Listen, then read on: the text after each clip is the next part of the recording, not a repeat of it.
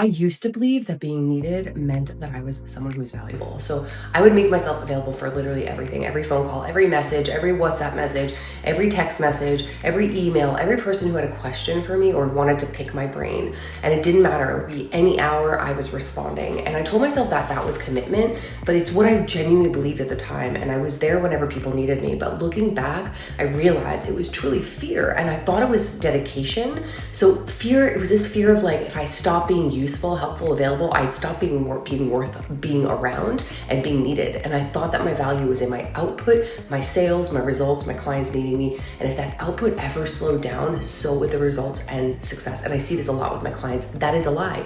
What I didn't see coming or expect, how exhausted I was, how tired I was, but beyond drained I was. And with some people even, I harbored a little bit of resentment that was all self-inflicted. The boundary I had to learn was about my identity. Separating my worth from my output was the single hardest and most important thing I've ever done in my development. Because here's what I know is the truth. You are not the results, the sales you produce. Your value is not contingent on how much time you give, how many weekends you give up, how many vacation days you give up, who needs you, how many yeses you said, how much you're working on the weekend. That limiting belief took me years to dismantle, and it changed everything about how I lead, how I run my business, how I coach, and I show up in the relationships with the people around me in my life. And I also coach my clients on this constantly. If you recognize yourself in some of this, self-awareness is beautiful, it's magic. Identify that belief, where it came from, and start learning who you are outside of your results. If you want to learn what your top 3 values are to avoid that burnout, you can comment below and I will DM you the free values quiz.